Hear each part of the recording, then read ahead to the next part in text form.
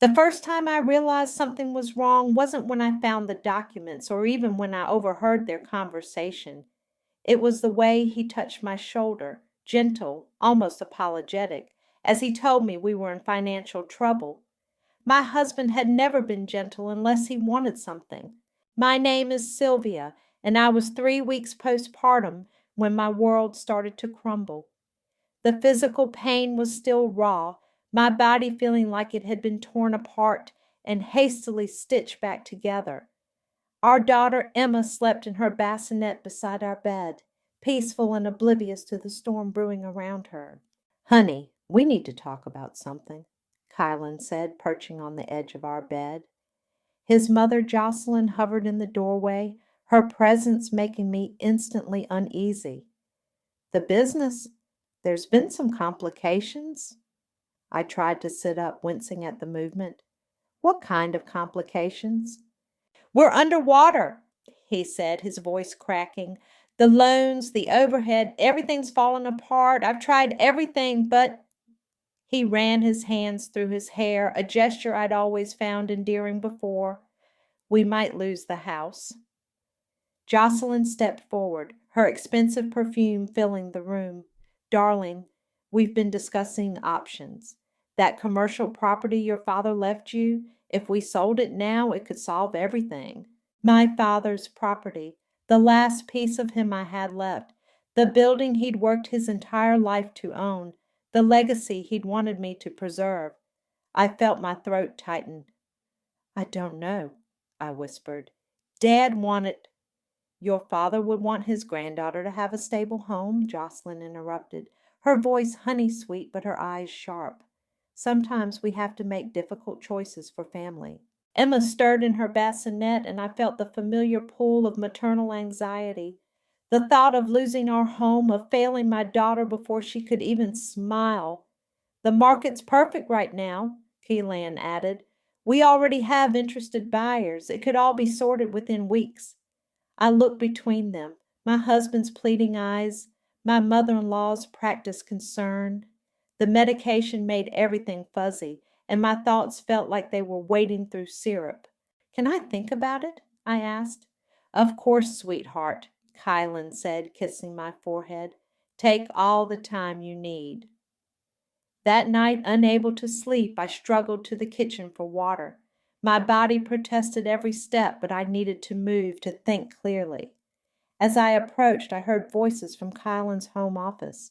She bought it completely, Kylan was saying, followed by a low chuckle that made my blood run cold.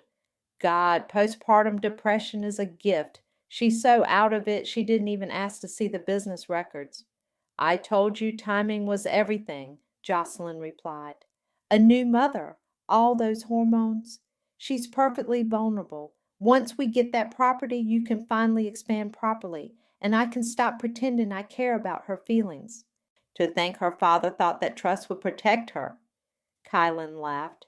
He never counted on her signing it away herself. My hands trembled so badly I nearly dropped the glass.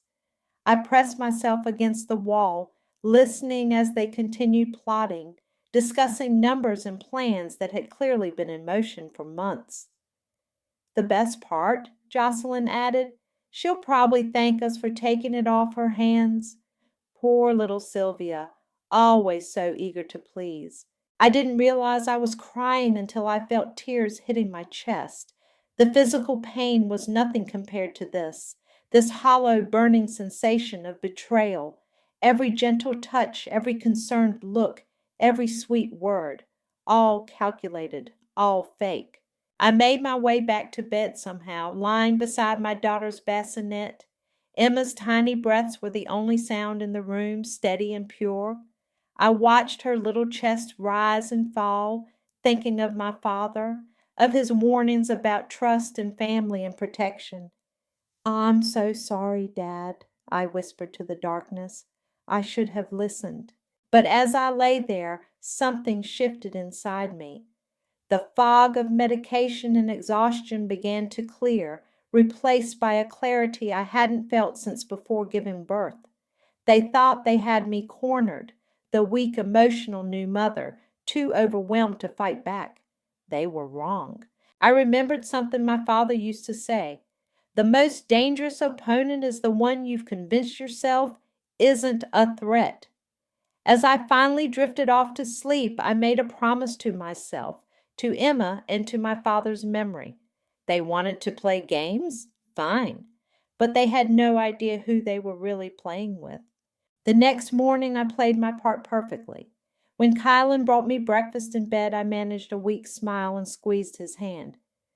I've been thinking about the property, I said softly. You're right. Family comes first.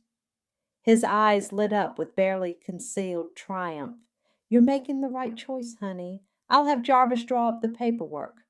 The moment he left for work, I was in motion. Every step still hurt, but adrenaline pushed me forward. In my father's old study, I found the key he'd given me years ago, tucked inside a worn copy of The Art of War, his favorite book. Always have a backup plan, Sylvia, he'd told me on his deathbed. Keep your important papers where only you can find them. The safety deposit box key felt heavy in my palm. I called my friend Reagan, trying to keep my voice steady. I need a favor, I said, and I need you to wear your lawyer hat, not your friend hat. What's wrong? The concern in her voice was genuine, unlike the manufactured sympathy I'd been drowning in lately. Can you meet me at First National in an hour? Bring whatever paperwork you need to review a trust structure. Emma's baby carrier felt like it weighed 1,000 pounds as I lugged it into the bank.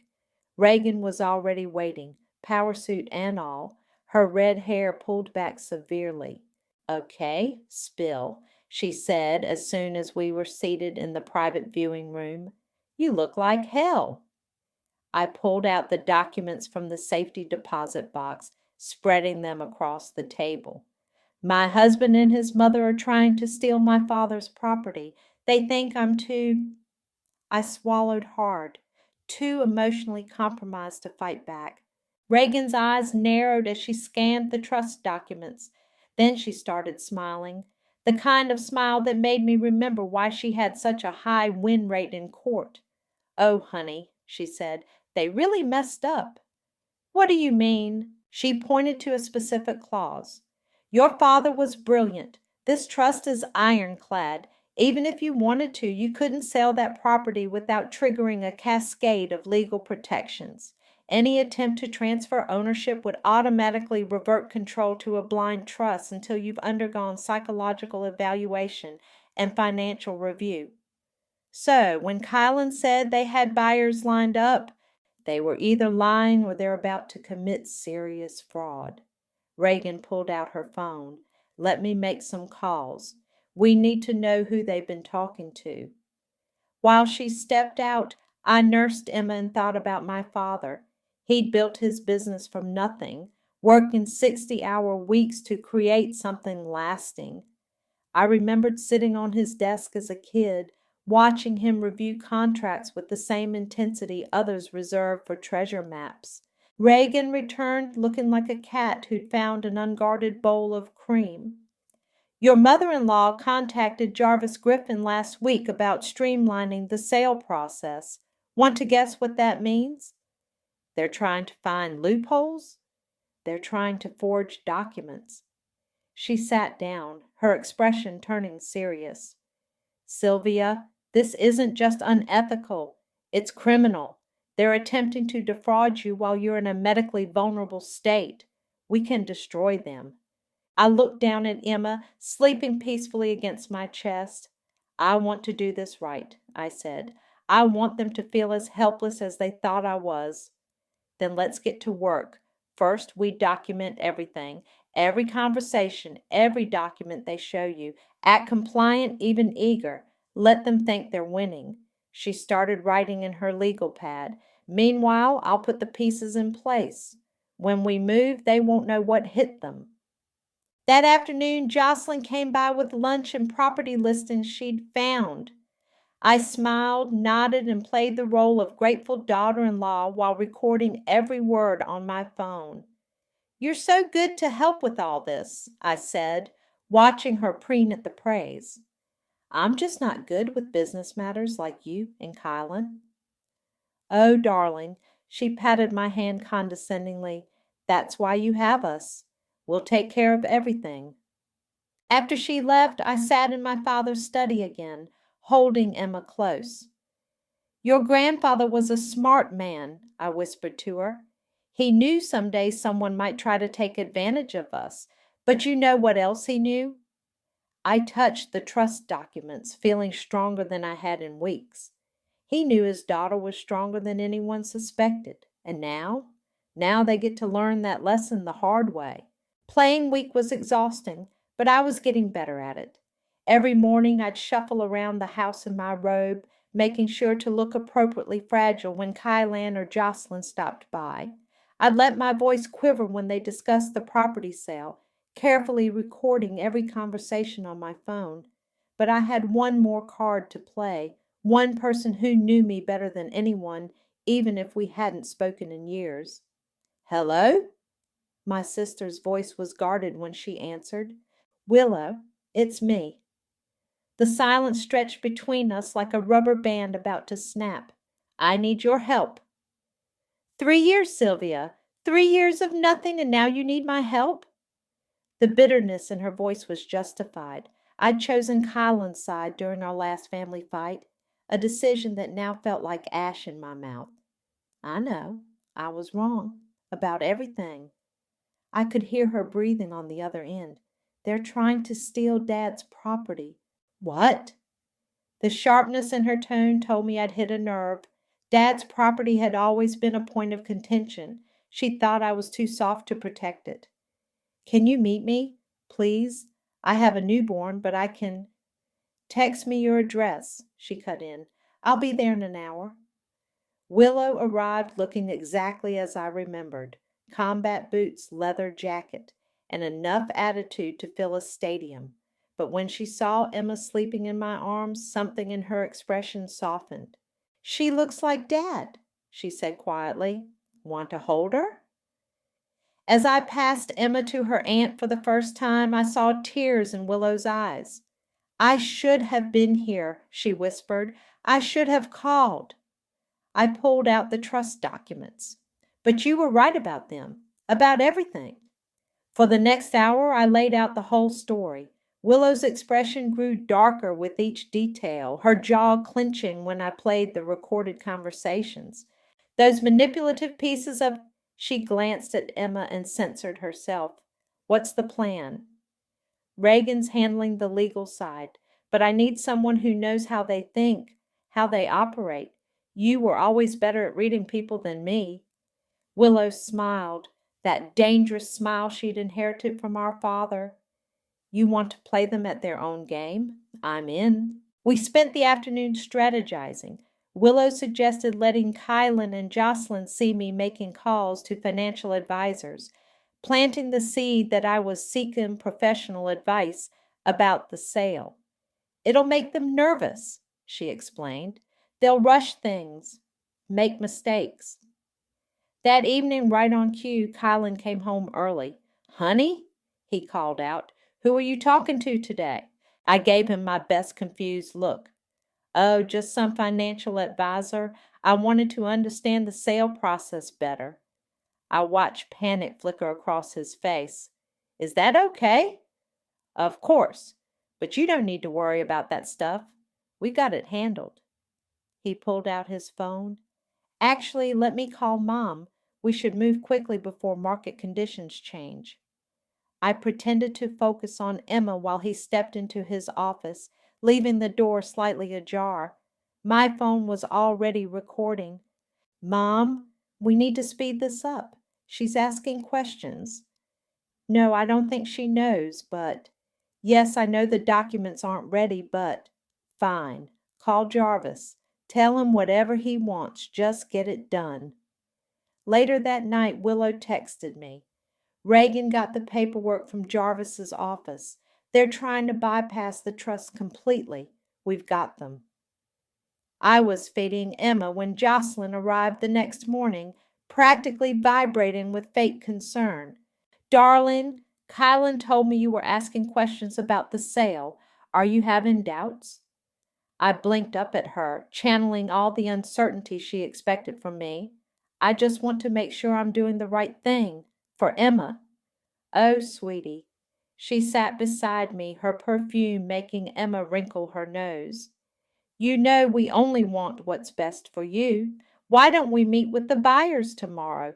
See the wonderful plans they have? That would be nice, I said softly. Could you and Kylan handle it? I'm still so tired. Of course. We'll take care of everything. She kissed my cheek, and I fought the urge to wipe it off immediately. After she left, I texted Reagan, meeting set for tomorrow. Are we ready? Her response came quickly. Everything's in place. They won't know what hit them. I looked down at Emma, peaceful in my arms, then at the photo of my father on the wall. His stern expression seemed to soften, as if he knew what was coming. Tomorrow, I whispered to both of them. Tomorrow we show them exactly who they're dealing with. The morning of the meeting, I drove to the cemetery. Emma slept in her car seat while I stood at my father's grave, the autumn wind whipping my hair around my face. I brought your granddaughter to meet you, I said, touching the cold stone, and to show you I finally learned what you tried to teach me. He'd be proud, Willow said, appearing beside me. She'd been waiting in her car, keeping watch, not of what they did, but of how you're handling it. I pulled out my phone, checking the time. Kylan and Jocelyn should be heading to the property now. Is everything set? Reagan's there with the sheriff. Jarvis is sweating bullets. Apparently he didn't realize how deep this went until Reagan showed him the trust documents. We drove to the property separately. I parked where I could see the entrance but couldn't be seen. Willow positioned herself across the street, pretending to work on her laptop at a coffee shop. My phone buzzed, Kylan calling. Hey, honey, I answered, making my voice small and tired. Are you at the meeting? Just pulling up now. You sure you don't want to come? It's your property after all. His concern would have sounded genuine if I hadn't known better. I trust you, I said, watching his BMW pull into the lot. You and your mom know what's best. We do, baby. I'll call you after with good news. He paused. I love you. I watched him step out of his car, straightening his expensive tie. I know. Jocelyn arrived minutes later in her Mercedes, followed by a realtor's car. Right on schedule, Reagan's black SUV pulled up, the sheriff's vehicle right behind it. My phone buzzed again. Willow. Show's about to start. You ready? I looked at Emma, still sleeping peacefully. Ready? Through my zoom lens, I could see the exact moment everything fell apart. Reagan, power walking in her highest heels, served them the papers personally. The realtor backed away, hands raised, wanting no part of what was unfolding. Jocelyn's face turned from confusion to rage to fear in the span of seconds. Kylan tried to run. The sheriff stopped him. My phone exploded with notifications. Kylan, baby, there's been a mistake. Call me. Jocelyn, Sylvia, what have you done? Kylan, please, we can explain everything. Jocelyn, you ungrateful little. I blocked their numbers. Willow joined me in the car, grinning as she watched the chaos through her own camera. Oh my God, Jocelyn just tried to eat the documents. The sheriff had to stop her. Send me that video, I said, starting the car. I'm sure their country club friends would love to see it. We drove to Reagan's office, where she was waiting with a stack of papers. Well, she said, looking pleased, that was satisfying. Jarvis folded completely, gave us everything. Turns out they've been planning this since before you got pregnant. The property? Safe, the trust holds. Plus, she shuffled through some documents. We found evidence of them trying to forge your signature on preliminary paperwork. That's criminal fraud. What about Kylan's business? Willow asked. Once his partner sees these documents? Reagan shrugged. Let's just say he won't be in charge much longer. I signed the divorce papers first, then the restraining orders. One for Kylan, one for Jocelyn. My hand didn't shake once. What about Emma? I asked. Given the fraud charges and the evidence of emotional manipulation during your postpartum period, we'll have no problem getting full custody. Reagan squeezed my hand. You've won, Sylvia. It's over. But it wasn't over. Not yet. That night, I sat in my father's study, Emma asleep in her bassinet beside me. I opened his old safe, pulling out a letter I'd found earlier that week. It was dated just before he died. My dearest Sylvia, if you're reading this, someone has tried to take what's yours. I knew they would. People always underestimate quiet strength. They mistake kindness for weakness, grace for gullibility. But you're my daughter, and I taught you better than that. The trust will protect you legally. But remember, the best revenge isn't just winning. It's making sure they never forget why they lost. All my love, Dad. I folded the letter carefully, tucking it away as Emma stirred. Picking her up, I breathed in her sweet baby smell and smiled. Your grandfather was right, I whispered. They're about to learn exactly why they lost. My phone buzzed. Willow sending me the video of Jocelyn's meltdown. I watched it once, then forwarded it to everyone in her social circle. Let the lessons begin. The video of Jocelyn's meltdown hit social media like a match in a gas tank. Within hours, her carefully curated image as a sophisticated business matriarch went up in flames. The country club crowd she'd lorded over for years shared it with barely concealed glee. Did you see her try to eat the restraining order? I always knew something was off about her. Poor Sylvia, what she must have gone through. But the real show was just beginning. At exactly 10 a.m., I walked into the courthouse with Reagan beside me and Emma strapped to my chest. Kylan and Jocelyn were already there, looking like they hadn't slept in days. Sylvia, please. Kylan stepped toward me, but the bailiff blocked his path. Just let me explain. Explain what? I kept my voice calm, professional. The fraud, the manipulation, or how you planned all this before our daughter was even born.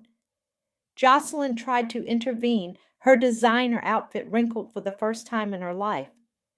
We were trying to help you. You were in no condition to manage that property. Funny, I pulled out my phone. That's not what you said in this recording. I pressed play, letting her own voice fill the hallway. Once we get that property, we'll never have to deal with her pathetic neediness again. The color drained from her face. Inside the courtroom, Reagan was magnificent. She laid out the evidence methodically, the forged documents, the recorded conversations, the premeditated nature of their scheme. With each revelation, Kylan seemed to shrink in his expensive suit. Their lawyer attempted damage control. My clients were acting in Mrs. Lawson's best interest, given her postpartum condition. Their concern was so genuine, Reagan countered, that they waited until she was at her most vulnerable to attempt fraud, that they mocked her mental state while plotting to steal her inheritance. The judge's expression grew darker with each piece of evidence. When Jarvis testified about their attempts to circumvent the trust, I thought Jocelyn would faint. Your Honor, she interrupted, this is all a misunderstanding. Mrs. Lawson, the judge cut her off, if you speak out of turn again, I'll have you removed. The evidence of fraud is overwhelming. The ruling came down like a hammer. The restraining orders were made permanent. My divorce was fast-tracked with full custody of Emma, but the judge wasn't finished. Furthermore, given the evidence of premeditated fraud, I'm referring this case to the District Attorney's Office for Criminal Prosecution. Kylan broke. Mom, you said this would work. You said she was too weak to fight back. Don't you dare blame me, Jocelyn shrieked. This was your idea. You needed the money for your failing business. Failing because you insisted on controlling everything. just like you controlled this disaster." I watched them turn on each other, years of manipulation and lies unraveling in minutes. The bailiff had to separate them. Outside the courthouse, reporters were waiting. Reagan had tipped them off, not about the case, but about Jocelyn's social standing and Kylan's business connections. Their meltdown would be tomorrow's headlines. "Sylvia!" Kylan called out as I walked to my car. "What am I supposed to do now?" I turned, bouncing Emma gently as she stirred. "You know what's funny? All those times you and your mother talked about how weak I was, how easily manipulated, you never once wondered why my father trusted me with everything he built." "I loved you," he said weakly. "No, you loved what you thought you could take from me." I strapped Emma into her car seat. "You should have paid more attention to my father's books. The art of war wasn't just decoration in his study." Willow was waiting at home with takeout and wine. Did Jocelyn really try to blame everything on Kylan? Right before he exposed her role in embezzling from his business partner? I settled Emma in her bassinet. "Reagan's sending that evidence over tomorrow." "Their whole house of cards is collapsing." Willow grinned. "Dad would have loved this." My phone buzzed with a text from Reagan. "Kylan's business partner just called. Wants to press charges for the embezzlement. Should I send him the evidence?" I looked at my father's photo on the wall, then at Emma sleeping peacefully. They'd tried to take advantage of my supposed weakness, never realizing that protecting his legacy and my daughter's future would make me stronger than they could imagine. "Send it," I texted back. "Let's finish this." Because sometimes the best revenge isn't just winning, it's making sure they never recover from losing. The fallout was spectacular. Within a week, Kylan's business partner Will had not only pressed charges, but had gone public with the embezzlement story. Local business journals ran headlines like "Family Fraud Scheme Exposed" and "Mother-Son Duo Face Criminal Charges." I was feeding Emma when Willow burst in, waving her phone. "You have to see this. Jocelyn just got kicked off the hospital board." The video showed Jocelyn being escorted from the hospital's quarterly meeting, screaming about conspiracies and betrayal. Her designer handbag swung wildly as she tried to resist. "The best part?" Willow grinned. "Her country club membership was revoked this morning. Apparently they have a moral character clause." My phone rang. "Reagan." "Turn on the local news," she said without preamble. The reporter stood outside Kylan's office building. "Sources confirm that multiple employees have come forward with evidence of financial misconduct. The business has been placed under temporary receivership pending investigation." The camera cut to Kylan trying to dodge reporters, his perfect hair disheveled, designer suit replaced by wrinkled khakis and a polo shirt. "No comment. This is all a misunderstanding." "A misunderstanding?" someone shouted. "Like defrauding your postpartum wife?" He ran to his BMW, only to find it being repossessed. The look on his face was priceless. "How's the custody arrangement working out?" Reagan asked. "He hasn't even tried to see Emma." I adjusted my daughter's position. "Too busy dealing with the criminal investigation, I guess." "Speaking of investigations," Reagan's voice held that dangerous edge I'd come to recognize. "Remember those loan documents you found? The ones with your forged signature?" "Yes." "The bank's fraud department is very interested in them, particularly since they were processed while you were in the hospital giving birth." I smiled. "Send them everything." Later that afternoon, I visited the property, my property, for the first time since the court case. The old brick building stood proud just as it had when my father ran it. A young woman was waiting outside. "Mrs. Lawson, I'm Amanda from the Women's Business Alliance.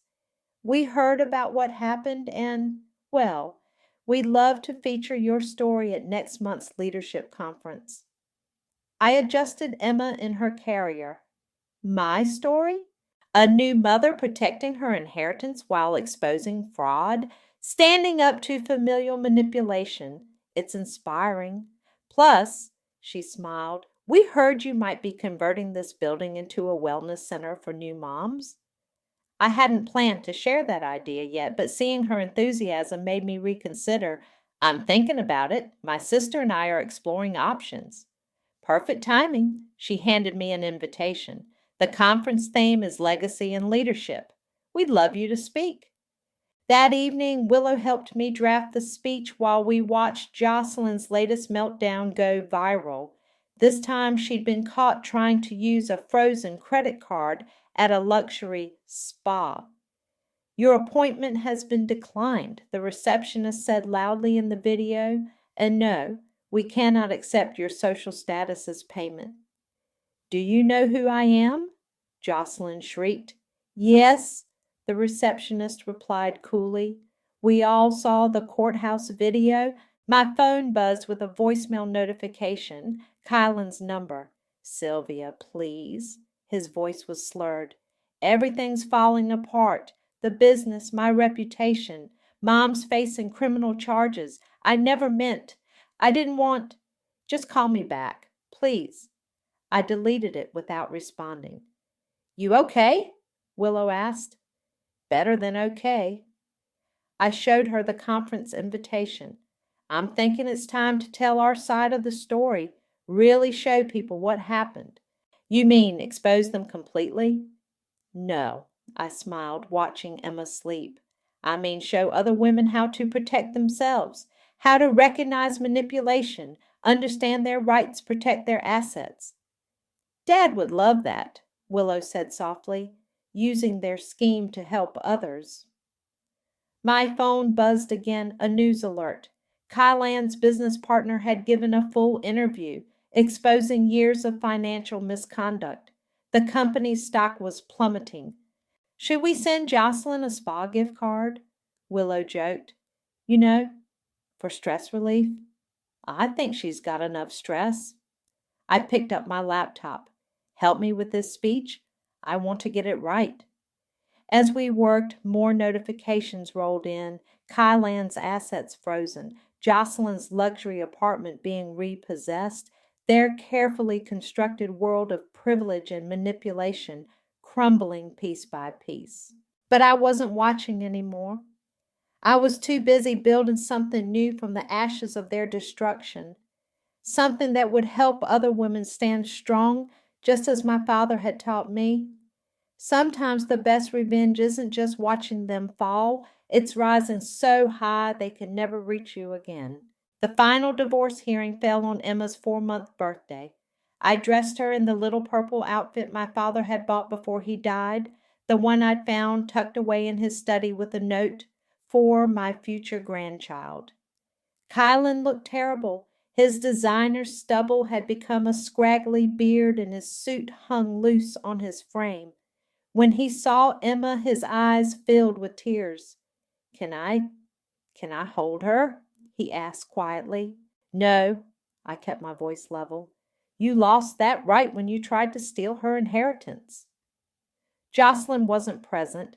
She was under house arrest pending her fraud trial.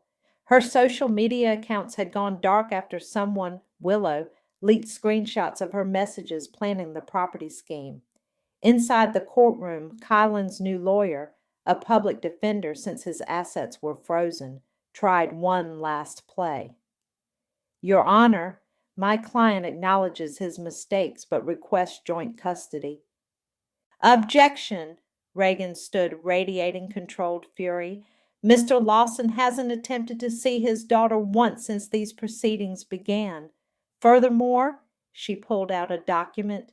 We've just received evidence of a loan he took out in Mrs. Lawson's name while she was in active labor. The judge's eyes narrowed. Explain this, Mr. Lawson. Kylan crumbled. I needed the money. The business was failing. Mom's retirement fund was gone, and I panicked. You forged my signature while I was giving birth to our daughter, I said, my voice carrying in the quiet courtroom. You watched me struggle with postpartum depression and saw it as an opportunity. Baby, please, don't call me that. I stood, Emma secure against my chest. Your Honor, I have one last piece of evidence. Reagan handed over a thick folder. Bank records showing Mr. Lawson and his mother had been planning this scheme since before Mrs. Lawson's pregnancy. They opened accounts, prepared documentation, and even contacted potential buyers, all while pretending to support the growing family. The judge took off his glasses, fixing Kylan with a cold stare. Mr. Lawson, in my 20 years on the bench, I've seen many divorce cases, but the level of calculated manipulation here, targeting a new mother at her most vulnerable. He shook his head. The divorce is granted. Mrs. Lawson receives full custody, the house, and all contested assets. Furthermore, he looked at the DA's representative. I'm recommending maximum charges for the fraud counts. Kylan collapsed into his chair. I'll lose everything. Funny, I said, gathering my things. That's exactly what you planned for me. Outside, reporters waited with cameras rolling. Kylan tried to dodge them but was cornered by a particularly aggressive journalist. Mr. Lawson, is it true you forged documents while your wife was in labor? Any comment on your mother's involvement? How does it feel to lose everything you tried to steal? I walked past them, head high, Emma sleeping peacefully against me. Willow waited by the car, grinning as she watched Kylan's public humiliation. Need a ride? She asked, dangling her keys. Actually, I looked back at the courthouse steps, where Kylan was having a complete meltdown on camera. I think I'll walk. It's a beautiful day. We strolled through the park, past the coffee shop where Kylan had first suggested selling the property. A going out of business sign hung in his office window across the street. Did you see the country club's newsletter? Willow asked. They're doing a special feature on financial fraud awareness. Guess who's the cautionary tale? I adjusted Emma's sunshade. I heard Jocelyn's sister finally spoke to the press. Apparently they've done this before, targeted wealthy spouses, manipulated them into signing over assets. But they never counted on you. No, I smiled, remembering my father's words. They never counted on me. My phone buzzed. A text from Reagan. Final nail in the coffin. Banks pressing full charges for the Labor Day loan fraud. Criminal court date set for next month. We reached the property, my property. The old brick building stood proud in the afternoon sun. A construction crew was already working, converting it into the wellness center. Soon it would help other women find their strength just as I had found mine. You know what Dad would say about all this? Willow asked, watching the workers. That the best revenge is success. We finished together. Emma stirred, opening her eyes, my father's eyes, and smiled up at me. In that moment, I felt nothing but peace. Kylan and Jocelyn had tried to take everything, but they'd only succeeded in showing me exactly how strong I could be. Sometimes the greatest victory isn't in destroying your enemies. It's in building something beautiful from their attempted destruction. And I was just getting started. The Wellness Center's grand opening coincided with Kylan and Jocelyn's sentencing day. I stood at the podium, Emma balanced on my hip, facing a crowd of local media and community members. My father built this place with a simple dream, I said, my voice steady, to create something lasting, something that would help others. Today, we honor that dream by transforming this building into a sanctuary for new mothers, a place where they can find strength, support, and protection. In the audience, Willow dabbed at her eyes while Reagan beamed proudly. The renovation had transformed the old office building into a warm, welcoming space with counseling rooms, financial advisors, and legal support services. My phone buzzed during the ribbon-cutting ceremony, a news alert about the sentencing. I waited until after the tours to read it. 7 years? Reagan said, joining me in what used to be my father's office. Kylan got 7 years for fraud and financial crimes. Jocelyn got 5 plus restitution payments. Did they say anything in court? Jocelyn tried to blame everything on Kylan. He broke down crying, said he was sorry, begged for mercy. She smiled grimly. The judge wasn't moved. A knock at the door interrupted us. Amanda from the Women's Business Alliance entered, followed by a nervous-looking young woman. Sylvia, this is Rachel. Well, maybe she should tell you herself. Rachel twisted her hands together. My husband and his mother? They're trying to do the same thing, using my postpartum depression, claiming I'm not competent to manage my inheritance. When I saw your story, sit down, I said softly, recognizing the fear in her eyes. Tell me everything. While Rachel talked, I noticed more women gathering outside my office. Each had a story of manipulation, of financial abuse, of family members trying to take advantage of their vulnerability. This is exactly what Dad wanted, Willow said later, watching me schedule appointments with our legal team. Not just protecting his legacy, but using it to protect others.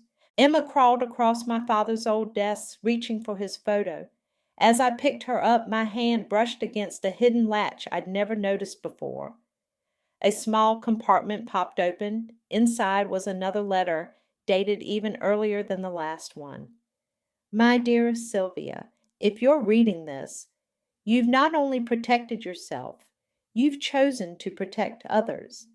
That's what true strength is. Not the power to destroy, but the courage to rebuild and help others stand strong. I always knew you had this fire in you. Others mistook your kindness for weakness, but I saw the steel beneath. You are my greatest legacy, far more valuable than any building or business. Remember, success isn't just about winning. It's about changing the game so others can win too. All my love, Dad. A commotion outside drew me to the window. A luxury car was being towed from the country club across the street. Jocelyn's last remaining vehicle, seized for restitution payments. A small crowd of her former social circle watched, whispering and pointing. Karma's not done with them yet, Willow said, joining me. Did you hear? Kylan's cellmate is some investment banker he tried to scam last year. But I was already turning away from the window, focusing on the women waiting in our reception area, their stories, their fights, their futures. That was what mattered now. Ready to change some lives? Reagan asked, files in hand. That's what we do here, I replied, settling Emma in her playpen, one story at a time. The center filled with voices, women sharing experiences, lawyers offering advice, counselors providing support. In my father's old office, now a place of healing and empowerment, his picture watched over us all. My phone buzzed one last time. A text from an unknown number. You've ruined us. I hope you're happy. K. I looked at Emma playing peacefully, at Willow helping a young mother fill out legal papers, at Reagan coaching another woman through her financial rights, at all the lives being changed because two people underestimated the wrong woman. I deleted the message without responding. There was nothing left to say to Colin or Jocelyn. Their story was over. But for every woman finding her strength in this building, a new story was just beginning. And that was the best revenge of all. Ready for your next appointment? Willow asked, poking her head in. I picked up Emma, straightened my father's photo, and smiled. Always ready. Let's help someone else take their power back. Because sometimes the strongest legacy isn't what we build for ourselves. It's what we help others build for themselves.